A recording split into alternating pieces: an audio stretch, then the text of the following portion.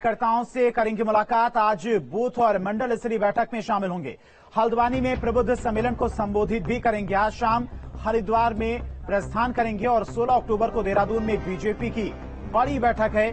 पदाधिकारियों के साथ बैठक में कैलाश विजयवर्गीय शामिल होंगे। संवाद कार्यक्रम 16 अक्टूबर को है। सीएम धामी से भी कैलाश विजयवर्गीय मुलाकात करेंगे। इसके बाद 17 अक्टूबर को मेयर, जिला पंचायत अध्यक्ष और जनप्रतिनिधियों से भी मुलाकात करेंगे।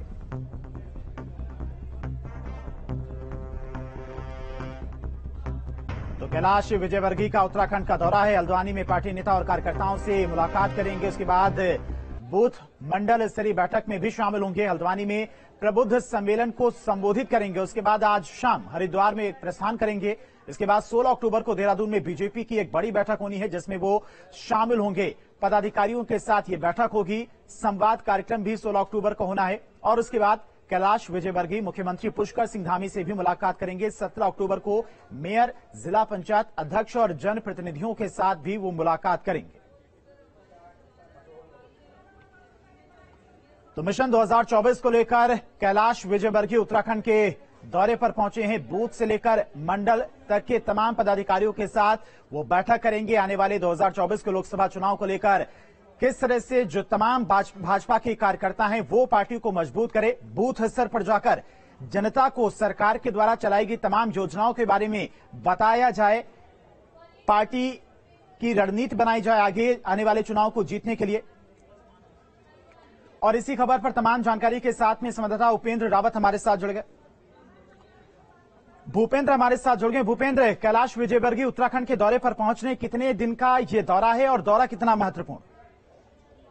जी बिल्कुल, आपको बताना चाहूंगा, राष्ट्रीय महामंत्री कैलाश विजयवर्गीय हल्द्वानी पहुंच चुके हैं और उत्तराखंड का 3 दिवसीय दौरा कैलाश विजयवर्गीय का है और 14 अक्टूबर को आज के दिनों हल्द्वानी पहुंच गए हैं और यहाँ आज बूथ और जो मंडल के कार्यकर्ता हैं, पदाधिकारी हैं, इनकी बैठक ले रहे हैं और उसके बाद 15 अक्टूबर को भी वो बैठक लेंगे और उसके साथ ही वो 15 अक्टूबर को हरिद्वार को रवाना हो जाएंगे। उसके बाद 16 और 17 अक्टूबर को देहरादून में बैठक करेंगे। जी ठीक है भूपेंद्र, बहुत बहुत शुक्रिया आपका तमाम सारी जानकारी के लिए। और संवाददाता सुरेंद्र डसीला भी इसी खबर पर तमाम जानकारी के साथ हमारे साथ जुड़ गए हैं। सुरेंद्र, कैलाश विजयवर्गीय आज उत्तराखंड के दौरे पर पहुंचे हुए हैं। काफी महत्वपूर्ण उनका ये दौरा माना जा रहा है।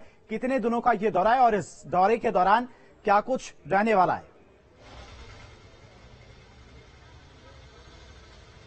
देखिए बिल्कुल, क्योंकि कैलाश विजयवर्गीय 3 दिवसीय उनका बड़ा दौरा है और आज उन्होंने कुमाऊं में तमाम जो पदाधिकारी हैं, प्रदेश के पदाधिकारी हैं, संगठन से जुड़े हुए लोग हैं और मुख्यमंत्री से भी वो मुलाकात करेंगे और तमाम 2024 की जो तैयारियां हैं संगठन की उसको लेकर बात करेंगे।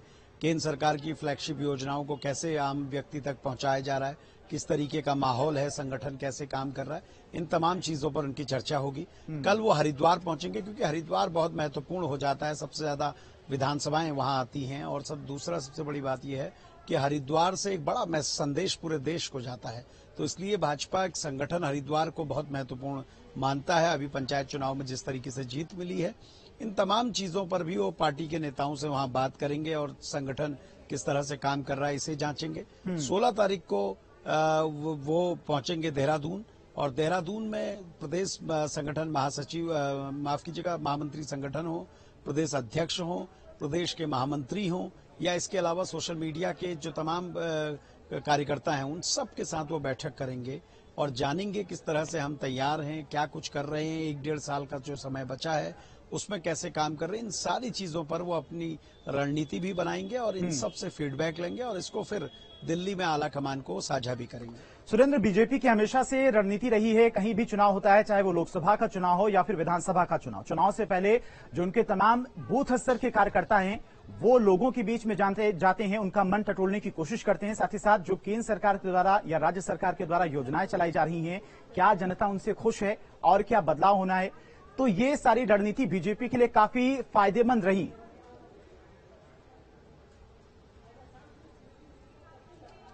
देखिए बिल्कुल बीजेपी एक चुनाव खत्म होने के बाद दूसरे चुनाव के लिए तैयारियां शुरू कर देती है। अभी भले ही 1-1.5 साल का वक्त बचा हो, लेकिन अभी से अपनी तैयारियों को मुकम्मल करने के लिए ये तमाम बैठकें हो रही हैं। और दूसरी बात, जब केंद्र के नेता आते हैं तो फीडबैक अलग अलग तरीके से मिलता है। प्रदेश में कई सारे गुट होते हैं पार्टी के अंदर, लेकिन केंद्र के नेता तमाम लोगों से बात कर कर सारी चीजों को फिर केंद्रीय आलाकमान के पास रखते हैं। क्या कमजोरियां हैं, क्या ताकत है, किस तरह से हमने बदलाव करने हैं, ये सारी चीजों पर चर्चा होती है। इसीलिए विजयवर्गीय आए हैं। 2024 का लोकसभा का चुनाव महत्वपूर्ण है और उसके लिए क्या कुछ पार्टी की रणनीति होगी, ये सारी चीजें इसमें तय होंगी। मुख्यमंत्री से भी उनकी मुलाकात होनी है सुरेंद्र सिला, वो मुलाकात कितनी अहम रहने वाली है, कब मुलाकात होनी है?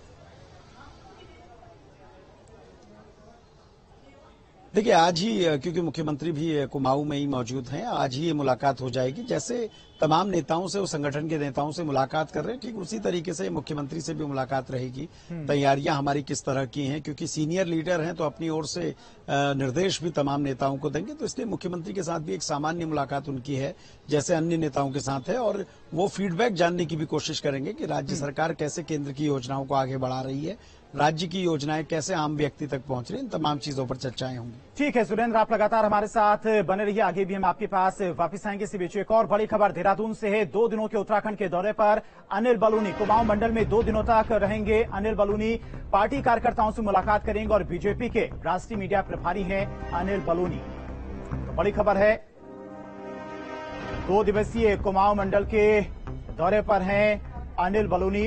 2 दिनों तक वो कुमाऊं में रहेंगे, पार्टी कार्यकर्ताओं से मुलाकात करेंगे बीजेपी के राष्ट्रीय मीडिया प्रभारी। और सुरेंद्र असीरा लगातार हमारे साथ बने हुए हैं। सुरेंद्र, 2 दिनों के उत्तराखंड के दौरे पर पहुंच रहे हैं अनिल बलूनी और कार्यकर्ताओं से कुमाऊं में 2 दिन रहकर वो मुलाकात भी करेंगे, साथ ही साथ तमाम रणनीति भी आने वाले चुनाव और आने वाले समय के लिए। देखिए बिल्कुल, क्योंकि अनिल बलूनी उत्तराखंड से राज्यसभा के सांसद हैं और भाजपा के मुख्य प्रवक्ता भी हैं और मीडिया प्रमुख भी हैं, और वो थोड़ी ही देर में हल्द्वानी पहुंचेंगे। 2 दिन का उनका दौरा है। इस दौरान कुमाऊं के तमाम जो नेता हैं उनसे मुलाकात करेंगे, कार्यकर्ताओं से मुलाकात करेंगे, उनसे चर्चा करेंगे। प्रधानमंत्री के आगमन से लेकर भी चर्चा होगी, किस तरह से राज्य सरकार काम कर रही है उसे लेकर भी चर्चा होगी, केंद्र की योजनाएं कैसे आगे बढ़ाई जा रही है इसे लेकर भी चर्चा होगी। इन तमाम चीजों पर वो पार्टी के नेताओं से मुलाकात करेंगे। 2 दिवसीय दौरा है और थोड़ी ही देर में वो हल्द्वानी पहुंचेंगे। सोशल मीडिया एक बड़ा माध्यम है और एक बहुत सफल कारगर भी रहा है बीजेपी के लिए। सोशल मीडिया माध्यम के जरिए जो तमाम योजनाएं हैं सरकार की, उनको लोगों तक पहुंचाना, और इसीलिए जो अनिल बलूनी कुमाऊं के दौरे पर पहुंचने तमाम कार्यकर्ताओं से मुलाकात होगी, तो इस बैठक में, इस मुलाकात में जरूर रणनीति बनेगी कि किस तरह से सोशल मीडिया का इस्तेमाल करके लोगों तक सरकार की तमाम योजनाओं को पहुंचाया जाए। देखिए बिल्कुल, क्योंकि अनिल बलूनी राष्ट्रीय संगठन के मीडिया प्रमुख हैं और राज्यसभा के सांसद हैं, वरिष्ठ नेता हैं और ये जानते हैं कि कैसे संगठन काम करता है, कैसे सरकार की योजनाओं को आगे पहुंचाया जाता है। तमाम नेताओं को इस पर वो फीडबैक भी देंगे, उस पर बात भी करेंगे, और दूसरा उनको ये बताएंगे कि कैसे आपको लोकसभा चुनाव की जो रणनीति है उसके लिए काम करना है, और इसके साथ ही प्रदेश के संगठन में क्या कुछ हो रहा है, सरकार कैसे काम कर रही है, इसका भी फीडबैक लेंगे। इन तमाम चीजों पर भी वो चर्चा करेंगे। दूसरी बड़ी बात यह है कि क्योंकि राष्ट्रीय मीडिया प्रमुख हैं, इसलिए पूरे देश में तमाम चीजों पर जो भाजपा संगठन की ओर से हो, सरकार की ओर से जो भी चीजें की जा रही हैं, उसकी विस्तृत जानकारी मीडिया में कैसे पहुंचती है, किस तरह से राज्य सरकार की योजनाओं को आगे बढ़ाना है और केंद्र सरकार की योजनाएं आम व्यक्ति तक पहुंचे, तो ये सारी चीजों को लेकर वो तमाम जो कार्यकर्ता हैं उनसे मुलाकात करेंगे। ठीक है सुरेंद्र, आप लगातार हमारे साथ बने रहिए, आगे भी हम आपके पास वापस आएंगे। इसी बीच एक और बड़ी खबर देहरादून से है। पर्यटन उद्योग बढ़ाने पर सरकार का जोर। पर्यटन मंत्री सतपाल महाराज का बड़ा बयान सामने आया है। राज्य में जल्द हो सकता है पर्यटन पुलिस का गठन। पर्यटकों को सलाह के साथ सुरक्षा की जिम्मेदारी भी रहेगी। प्रदेश सरकार प्रदेश में पर्यटन उद्योग को बढ़ावा देने के साथ ही पर्यटकों की सहायता के लिए हर कोशिश करने में लगी है, और इसी को लेकर पर्यटन मंत्री सतपाल महाराज का यह बड़ा बयान सामने आया है। कैबिनेट मंत्री सतपाल महाराज ने कहा है कि प्रदेश में जल्द पर्यटन पुलिस का गठन हो सकता है, जो पर्यटकों को जरूरी सलाह देने के साथ ही उनकी सुरक्षा की जिम्मेदारी भी संभालेगी। तो पर्यटन मंत्री सतपाल महाराज की तरफ से यह बड़ा बयान सामने आया है। सतपाल महाराज ने कहा है कि प्रदेश में जल्द ही पर्यटन पुलिस का गठन होगा, जो कि पर्यटकों को जरूरी सलाह देने के साथ साथ उनकी सुरक्षा की जिम्मेदारी भी संभालेगी। इस यात्रा को और भी अच्छी तरीके से चलाने के लिए हम लोग काम कर रहे हैं और ये आवश्यकता महसूस हुई है कि इसमें हम पर्यटन पुलिस को लाएं, जिससे कि जो हमारे होम स्टे चल रहे हैं, टूरिस्ट सेंटर चल रहे हैं, क्या क्या गतिविधियां इसमें हो रही हैं, उसकी मॉनिटरिंग करने के लिए जहां जहां रेवेन्यू पुलिस है, रेगुलर पुलिस नहीं है, वहां पर कम से कम हम अपनी जानकारी प्राप्त करें और क्या वहां एक्टिविटी हो रही है उसको देखने के लिए। बहुत से लोग कभी कभी हमने देखा कि गंगा जी में बोतल डाल देते हैं ठंडा करने के लिए, तो ऐसी एक्टिविटी नहीं होनी चाहिए। तो इसके लिए ये आवश्यकता महसूस की जा रही है। और सुरेंद्र सीला लगातार हमारे साथ बने हुए हैं। सुरेंद्र, कैबिनेट मंत्री की तरफ से पर्यटन पुलिस के गठन की बात हो रही है। पर्यटन पुलिस की बात की जाए तो इस वक्त कितनी जरूरी है पर्यटन पुलिस, और पुलिस का गठन होने के बाद पर्यटकों की संख्या में कितना इजाफा देखने को मिल सकता है? क्या कुछ सहूलियत पर्यटकों को मिल सकती है? देखिए, अभी तो बतौर पर्यटन मंत्री सतपाल महाराज ने समीक्षा बैठक में इसकी बात की और उन्होंने इसकी जानकारी दी। हालांकि इतना आसान भी नहीं है, क्योंकि किसी भी तरीके के फोर्स के गठन के लिए बाकायदा एक नियमावली बनी हुई है और फिर राज्य सरकार बजट को भी देखेगी, वित्त विभाग से अनुमति होगी, पदों की स्वीकृति होगी, उसके बाद एक नई फोर्स का गठन होगा, जिसको फिलहाल कर पाना बड़ा आसान नहीं होगा। हाँ, ये जरूर है कि सतपाल महाराज ने इसके फायदे जरूर गिनाए हैं।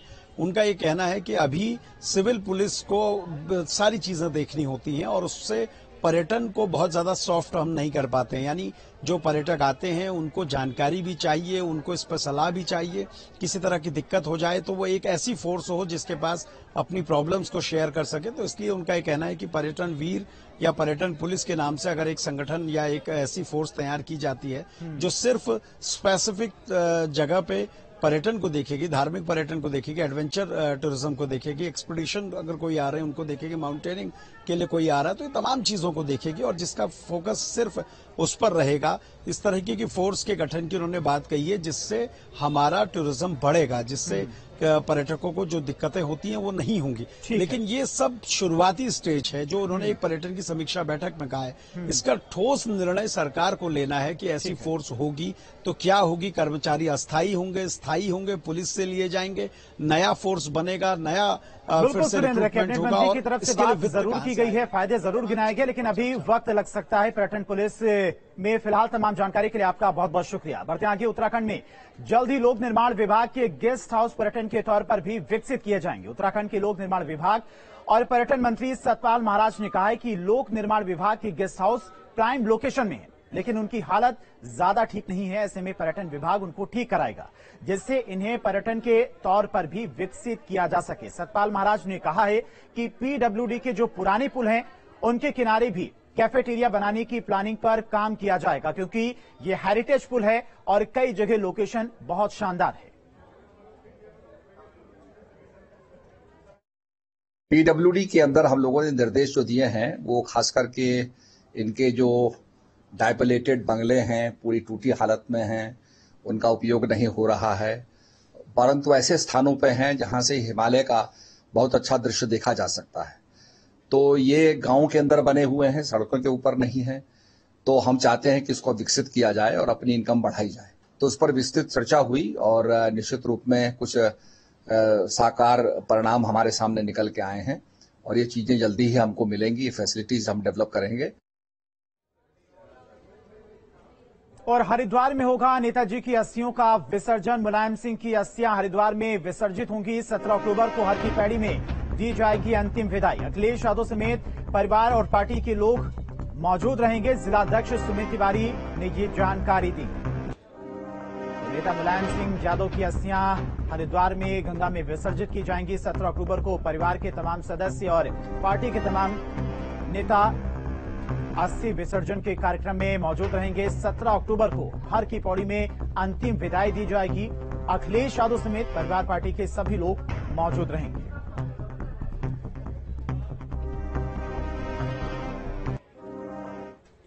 और उत्तराखंड सरकार ने आपातकालीन अवधि के दौरान जिले में बंद रहने वाले लोकतंत्र सेनानियों की सम्मान राशि बढ़ाने का फैसला लिया है। राज्य सरकार ने अब इस सम्मान राशि में करीब 4,000 रुपए की बढ़ोतरी की है। धामी सरकार ने लोकतंत्र सेनानियों और उनके आश्रितों की पेंशन बढ़ाने का आदेश जारी कर दिया है। इस आदेश के मुताबिक लोकतंत्र सेनानियों की पेंशन 16,000 से बढ़ाकर 20,000 हो गई है।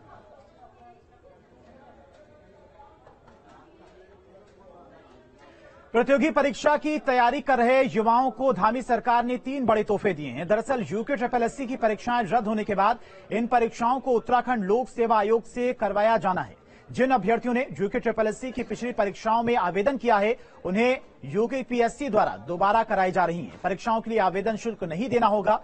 जिन पूर्व अभ्यर्थियों की उम्र सीमा पार हो चुकी है, उन्हें भी आवेदन करने की छूट मिली है।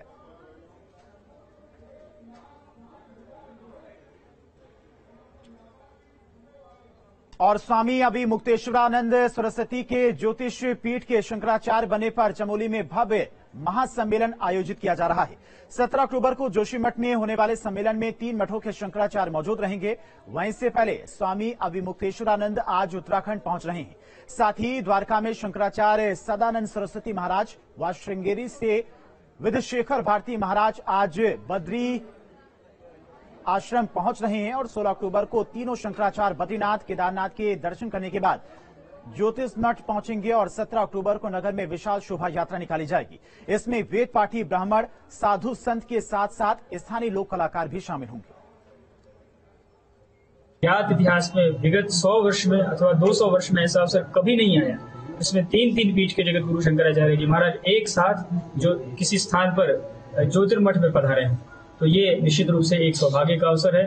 हम आप सबसे यही अनुरोध करते हैं कि आप आएं, तीनों आचार्यों के दर्शन करें, भजन श्रवण करें और विशाल भंडारा में आकर के भगवान के प्रसाद को प्राप्त करें। धर्मांतरण से मुस्लिम से हिंदू बने जितेंद्र नारायण त्यागी उर्फ वसीम रिजवी अपनी धार्मिक यात्रा के दौरान श्रीनगर गढ़वाल पहुंचे। उन्होंने फिल्म आदिपुरुष को लेकर विवादित बयान दिया और फिल्म के निर्देशक पर निशाना साधा। उन्होंने कहा कि हिंदू धर्म की आस्था के साथ खिलवाड़ बर्दाश्त नहीं किया जाएगा। जितेंद्र त्यागी ने कहा कि सैफ अली खान को भी वैसे रोल नहीं करने चाहिए जिससे लोगों की आस्था को ठेस पहुंचे। बिल्कुल हम इसका विरोध करते हैं और शर्म आनी चाहिए इस फिल्म के डायरेक्टर को, इस फिल्म के निर्माता को। पैसा कमाने के लिए इससे अच्छा था फिल्म बनाने के बजाय कोई तवायफ का कोठा खोलने से इस तरह से अपमानित नहीं करना चाहिए। और कृषि उत्पादन मंडी समिति के नए सचिव की सख्ती के बाद व्यापारियों ने समिति के बकाये के भुगतान करना शुरू कर दिया है। कृषि उत्पादन मंडी समिति में लाइसेंस आढ़ती 30 सालों से 1 करोड़ से ज्यादा का बकाया भुगतान मंडी समिति को नहीं कर रहे थे। नए सचिव ने जब सख्ती से कार्रवाई की तो मंडी के खाते में बकाया भुगतान जमा होना शुरू हो गया।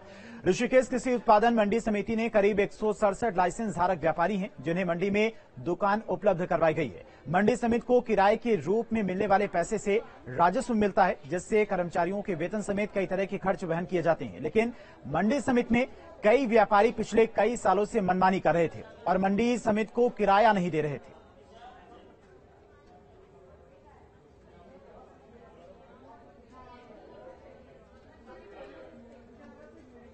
और फिलहाल इन्हीं खबरों के साथ पहाड़ समाचार में इतना ही।